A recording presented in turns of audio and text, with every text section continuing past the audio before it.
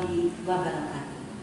Perkenalkan, saya Ibu Halina sebagai Kepala SMP Negeri 51 Jalan Derwati, Kecamatan Ratasari, Kota Bandung, periode Februari 2020 sampai dengan sekarang.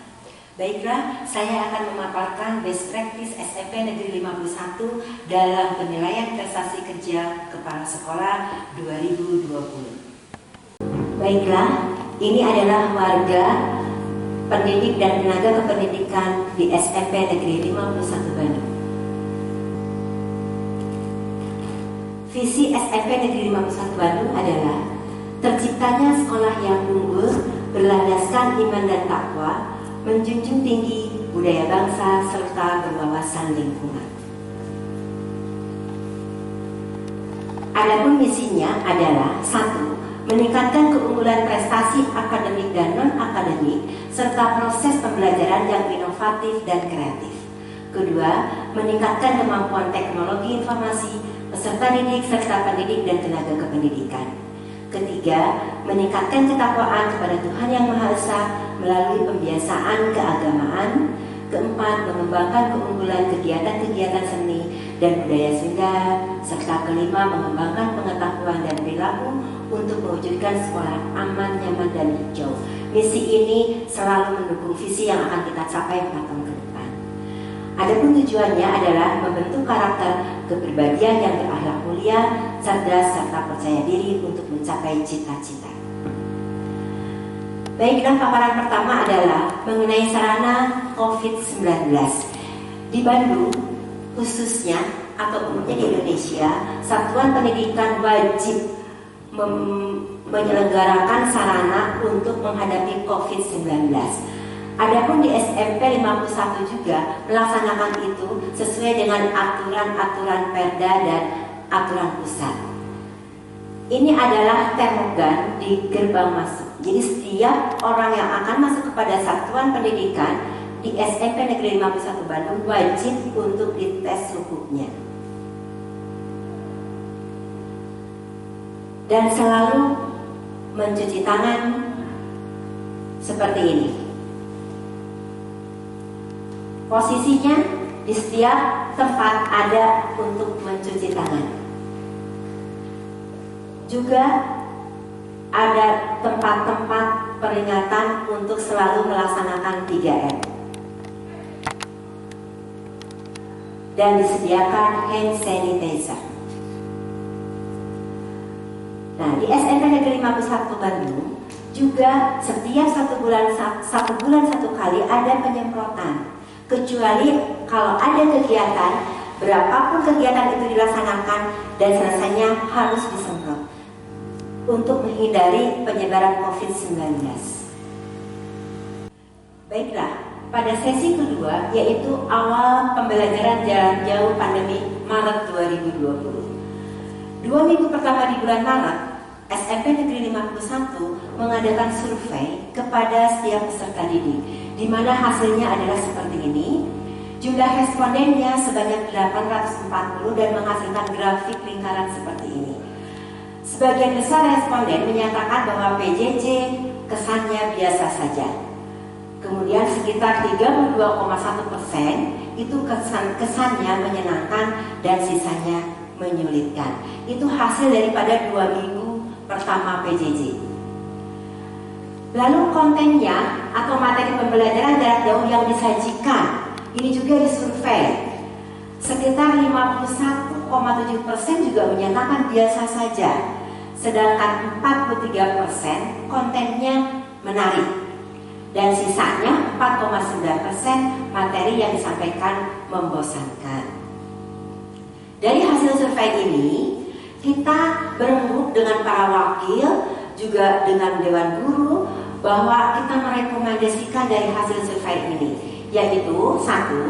Konten materi yang lebih bervariatif, harus lebih bervariatif agar siswa lebih menyenangkan dan mendorong peserta didik lebih aktif lagi mengikuti PJJ. Yang kedua, mata pelajaran dikurangi menjadi 2 mata pelajaran per hari. Yang ketiga, menggunakan satu aplikasi agar PJJ lebih efektif dan bisa dipantau. Dan keempat, adanya bantuan kuota bagi peserta didik terutama yang tidak mampu agar dapat mengikuti PJJ semua mata pelajaran. Nah, pada saat 2 minggu pertama Maret ini tidak ada bantuan kuota dari pemerintah. Yang kelima, rencana pelatihan aplikasi PJJ yang paling efektif harus dilaksanakan ke depannya. Ini adalah pembelajaran jarak jauh per Juli sampai dengan Oktober 2020. PJJ daring dalam jaringan ini diikuti oleh 955 orang, terdiri dari kelas 7, kelas 8, dan kelas 9. Ada daring, ada juga luring di luar jaringan yang diikuti sebanyak 94 orang. Kendala dari PJJ luring ini terkendala dari yang tidak mampu, tidak punya kuota atau tidak punya pulsa. Nah, aplikasi yang digunakan adalah Google Classroom, Google Form, Zoom Meeting, dan WA Group. Persentase kehadiran keseluruhan. Ini rekapitulasi dari kehadiran. Ternyata dari kehadiran itu dalam PJJ ada 88,11%, sedangkan yang tidak hadir 11,58%. Yang 11,58% ini solusinya adalah bisa di on the spot atau datang ke rumah. Kenapa tidak hadir? Dipanggil orang tuanya, bekerja sama dengan BK. Kenapa siswa ini tidak hadir? Ya. Atau di WA, secara WA dalam bentuk japri kepada orang tua atau siswanya. Dilakukanlah survei yang kedua, yaitu tingkat kepuasan dari 20 Juli sampai dengan 30 September 2020. Jumlah populasinya adalah 1040 peserta didik, sedangkan respondennya 753 peserta didik. Dan hasilnya seperti ini. Pembelajaran jarak jauh saat ini bagi saya adalah, maksudnya bagi siswa, ternyata yang menyenangkan itu 22,8%, biasa saja 53%, sedangkan 24% sekitar 182 orang merasa kesulitan mengikuti PJJ. Jadi masih tetap ada rasa sulit di siswa untuk mengikuti PJJ. Konten atau materi pembelajaran jarak jauh yang disajikan ini menurut siswa seperti apa? 49,9% biasa saja, lalu 41,2% menarik, dan yang warna kuning itu 8,9% ternyata membosankan. Ada peningkatan untuk ketertarikan siswa mulai terbiasa dengan PJJ, hampir 50% menyaingi dari yang biasa saja, sekitar 41,2% bahwa materi PJJ sudah mulai menarik siswa. Ini menggunakan diagram Bator. Kendala kesulitannya apa saja? Yaitu anak bisa tidak punya HP atau menggunakan HP orang tua, laptopnya dalam kondisi rusak, tidak ada yang bisa diajak diskusi karena ini belajar di rumah, orang tua kurang mendukung, acuh-acuh saja, diganggu oleh adiknya, tidak fokus, keseriusan dalam belajar di rumah berbeda dengan di sekolah. Nah, kendalanya ternyata mayoritasnya yaitu kurang serius, tidak fokus, dan tidak ada yang bisa diajak diskusi. Maka dari hasil survei itu dibuatlah rekomendasi. Pertama, materi dibuat lebih menarik, lebih variatif, dapat dipahami dan tidak banyak melengkung agar tidak bosan dan jenuh. Yang kedua, tugas jangan terlalu sering banyak, tidak menyulitkan atau membuat video. Yang ketiga, sebaiknya materi dan tugas yang ada rumusnya, terutama matematika dan IPA, harus dijelaskan melalui video atau Zoom meeting. Dan yang keempat, PJJ sebaiknya 1 hari 2 mapel, 1 mapel minimal 120 menit. Yang kelima, mohon ditanggapi apabila peserta didik mengirimkan tugas minimal mendapatkan jempol, sehingga termotivasi siswa untuk mengerjakan apapun tugas dari guru.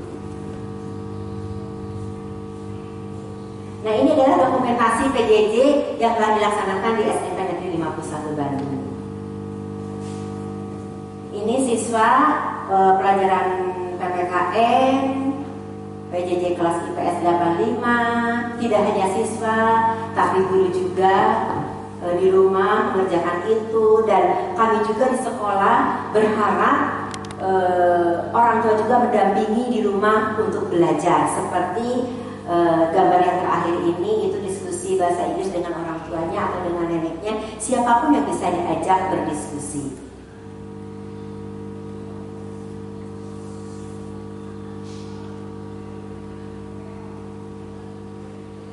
Ini adalah kegiatan-kegiatan sekolah dalam pengelolaan sekolah, tata kelola sekolah.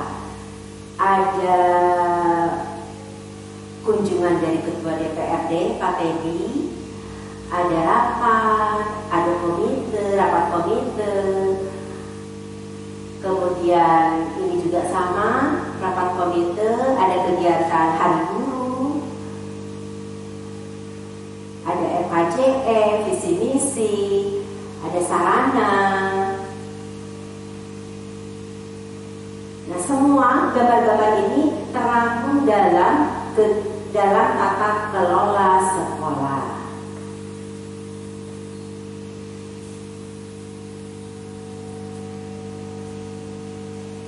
Nah, baiklah, untuk sesi ini adalah implementasi tata kelola sekolah di SMP Negeri 51 Bandung.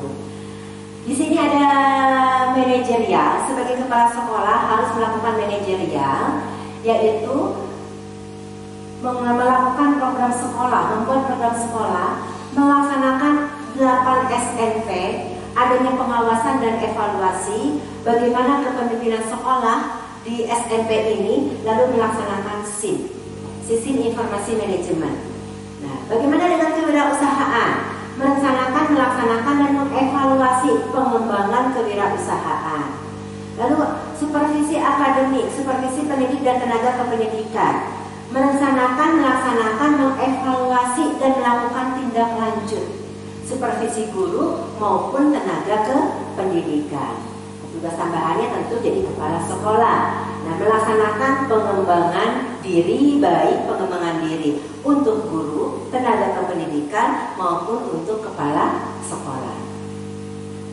Baik, kita bahas dari pertama, dari standar 8 standar nasional pendidikan. Pertama kepada standar kompetensi kelulusan. Ini adalah beberapa bukti bahwa kita telah melakukan standar kompetensi kelulusan. Kejuaraan, pembiasaan literasi, kejuaraan dan catatan pelanggaran juga, tata tertib, itu terangkum dalam untuk mendukung standar kelulusan. Standar isi apa saja? Kami juga membuat dokumen 1, dokumen 2, dan dokumen 3. Lalu standar proses, seperti apa standar proses itu? Proses pembelajaran berlangsung, karena kita ini musimnya COVID-19, maka kebanyakan standar proses itu tertera dalam pembelajaran jarak jauh, dalam bisa Zoom meeting, bisa dalam supervisi juga, supervisi seperti ini.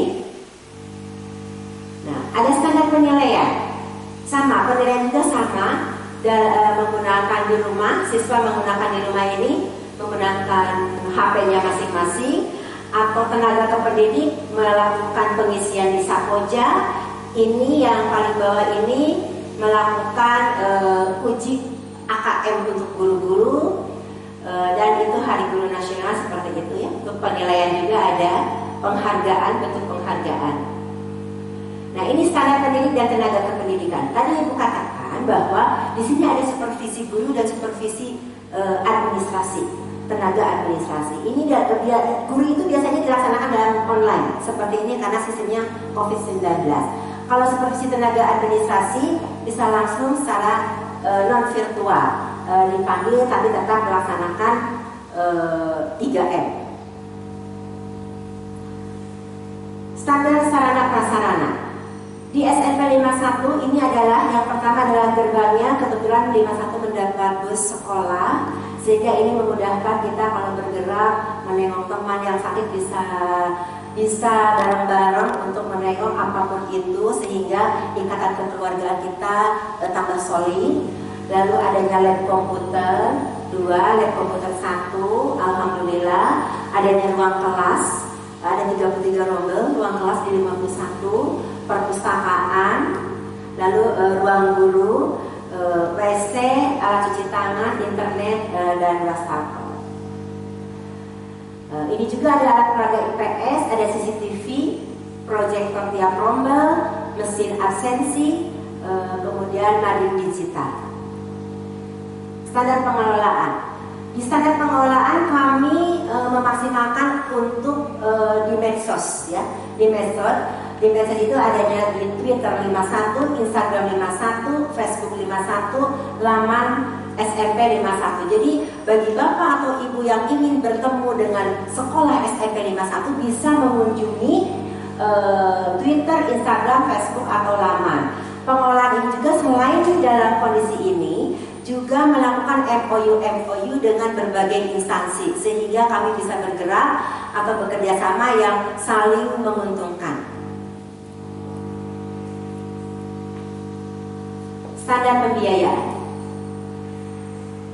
Sumber anggaran BOS hanya satu-satunya adalah BOS reguler, yaitu sebesar Rp1.979.742. Pendapatannya itu rencana belanjanya sama seperti itu sehingga realisasinya 100%. Nah, ini divalidasi diterima sebanyak 475 kegiatan sesuai dengan rencana, yang ditolak tidak ada dan semuanya tervalidasi.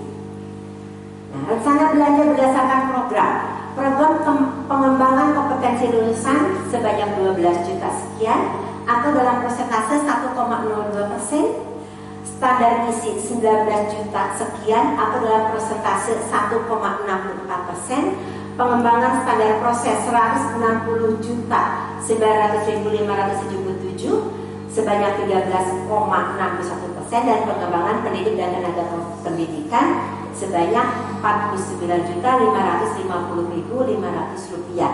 Ini sesuai dengan keinginan sekolah bahwa besarnya di pengembangan pendidik dan tenaga kependidikan untuk meningkatkan kompetensi guru maupun tenaga administrasi, apalagi dalam kondisi COVID selama ini. Pengembangan Sankras 76 juta sebanyak 6,43%, standar pengelolaan 10,36%, lalu standar pembiayaan 686.000 sebanyak 58%, dan pengembangan dan implementasi sistem penilaian sebanyak 4,69%. Ini rencana berdasarkan jenis belanja. Kalau berdasarkan jenis belanja ada 3 jenis belanja, yaitu belanja pegawai, belanja barang jasa, dan belanja modal. Kalau belanja pegawai itu tuh gaji sebanyak 381 juta, sebanyak 60,13%. Untuk belanja barang dan jasa 710.721.742 rupiah sebanyak 7,64%, dan untuk modal sebanyak 90.258.000 rupiah. Berdasarkan pertahapan triwulan, ada 4 triwulan. Itu triwulan 1 cair sebanyak 29%, triwulan 2 38%, triwulan 3 31%, triwulan 4 0%. Nah, sekarang ke supervisi. Mulai sesi ketiga adalah supervisi PKG dan PKB yang dimulai dengan supervisi. Untuk penilaian kinerja guru, kita melakukan supervisi kepada guru. Supervisi kepada guru itu dinilai untuk menghasilkan nilai PKG. Nah, untuk Yang menilai ini siapa? Selain kepala sekolah, karena banyak rombelnya, sehingga diperbantukan kepada para wakal atau golongan yang tinggi, yang senior, yang bisa membantu kepala sekolah untuk menilai guru-guru yang lebih junior. Selain ke guru, supervisi juga melakukan ke supervisi tenaga administrasi. Apa hubungannya PKG ini? PKG ini dasar dari kita menentukan PKB, SKP maupun DUPA.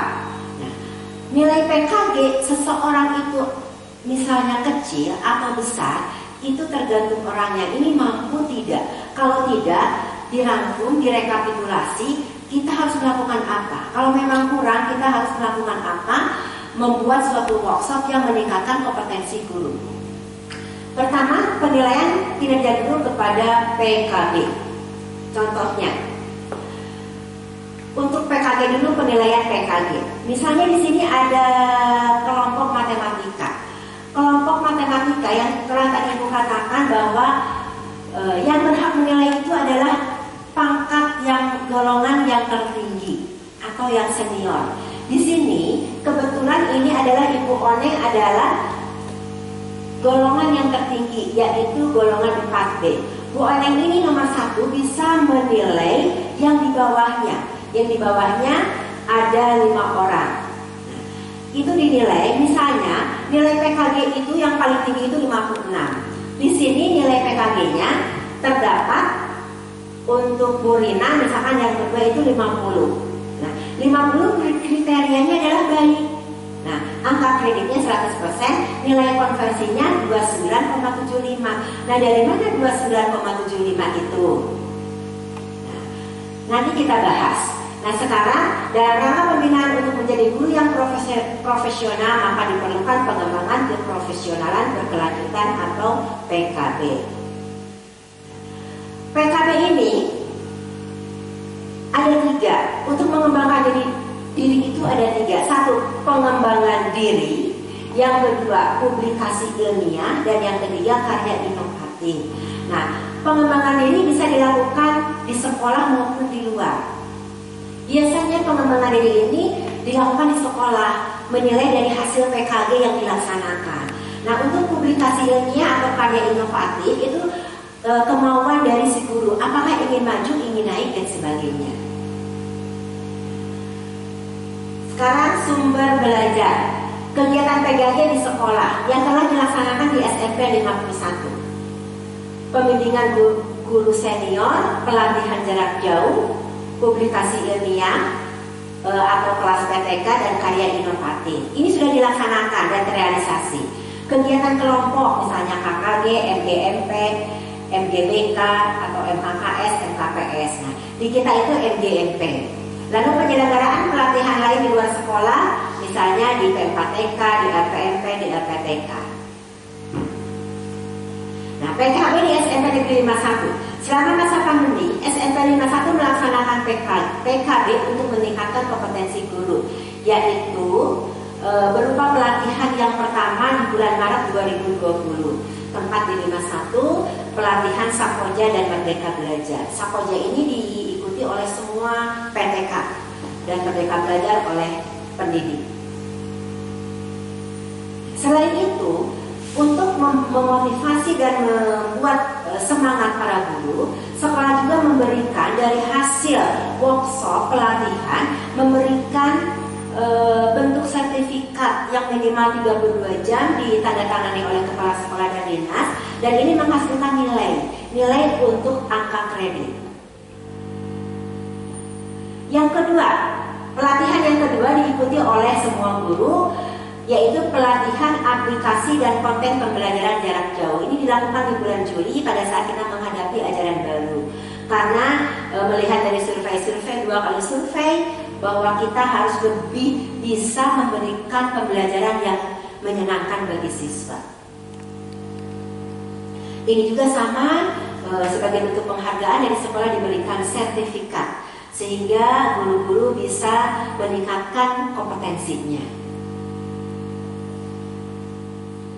Nah, sertifikat seperti ini pengembangan dirinya misalnya ini Ibu Rani pengembangan dirinya di luar mendapat sebagai peserta lulus membuat video pembelajaran animasi. Maka dimasukkanlah kepada kolom-kolom yang ada satu buah sertifikat dengan nilai angka kredit 0,1. Kenapa 0,1? Karena di sini tidak ada jumlah jamnya. Ini untuk guru, ya, membuat video pembelajaran animasi yang menggunakan PowerPoint angkatan kedua agar siswa lebih menyenangkan. Yang kedua, saya sendiri di 2019 melakukan pendidikan bela negara tingkat Kota Bandung angkatan 10. Ini juga nilainya hanya 0,1 karena tidak ada jamnya. Walaupun di sananya kita 2 hari 2 malam, ya, karena tidak ada jamnya, tapi dimasukkan dalam matriks ini hanya 0,1. Inilah bentuk-bentuk pengembangan diri guru dan kepala sekolah. Pengembangan diri ini tidak hanya ikut saja, tapi juga melaporkan. Bentuknya, laporannya, hasilnya seperti apa. Dibuat laporan, lembar pengesahannya tentang misalnya kegiatan pendidikan bela negara tingkat Kota Bandung angkatan 10. Nah, sekarang PKG untuk SKP. Tadi PKG untuk PKG untuk PKB, sekarang PKG untuk SKP.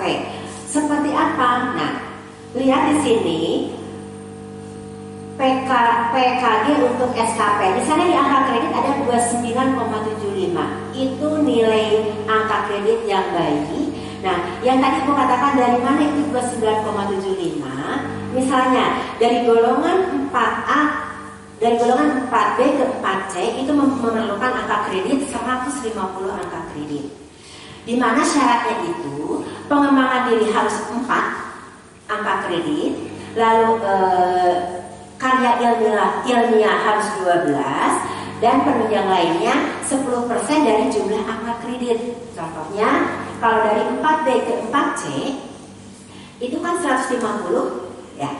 Pengembangan diri 4, lalu karya ilmiah 12, 4 tambah 12 16, ditambah penunjang lainnya 10% dari 150 15. Nah, dikurangi 150 dikurangi dari jumlah itu, dibagi 4 selama 4 tahun, maka menghasilkan angka 29,75. Nah, wali kelas SKP-nya kalau dia sebagai wali kelas itu berapa persen nilainya? Yaitu 5% dari nilai PKG, 5% dari nilai 29,75. Kalau dia misalkan mengawas, misalkan dulu UNBK atau dan sebagainya hanya sehari, itu hanya 2%. Jadi ada tabel-tabel, bisa dilihat tabel-tabel khusus apakah dia menjadi wali kelas, piket atau apapun itu. Di sana ada tabel-tabelnya. Dan setiap angka kredit itu berbeda-beda. Dari golongan 3 ke 3 itu rendah. Dari 4A ke 4C tidak 150 tapi 100. Dari 4B ke 4C 150. Seperti itu. Jadi ada tabulasinya.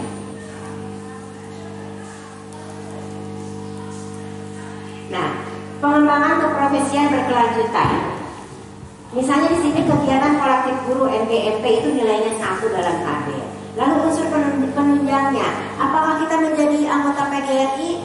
Kalau iya, buktinya dengan kartu. Itu nilainya 0,75. Bukan kita yang buat tapi ada daftarnya. Atau menjadi pengawas ujian sekolah itu nilainya 0,16. Seperti itu. Nah, sekarang bagaimana PKG dan lupa? Tadi kan PKG dengan PKB, lalu PKG dengan SKP. Nah, sekarang bagaimana dengan hubungannya dengan PKG dan lupa? Tadi dikatakan bahwa misalnya nilai PKG 2017 itu 29,75, 2018 sama, sampai 2020 sama. Kalau dijumlahkan 119 dengan kategori baik. Baiklah, ini sesi yang terakhir tentang sarana prasarana tentang di SMP 51 Bandung.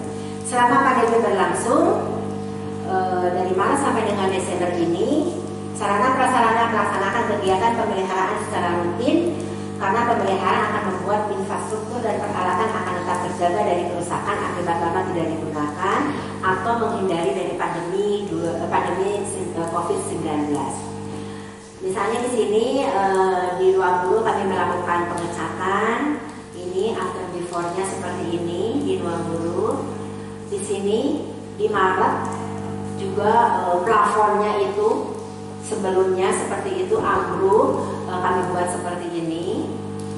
Lalu di dua kelas kami itu ada ruang yang sedang banjir, lalu kami perbaiki, hasilnya seperti ini. Alhamdulillah sekarang tidak banjir lagi.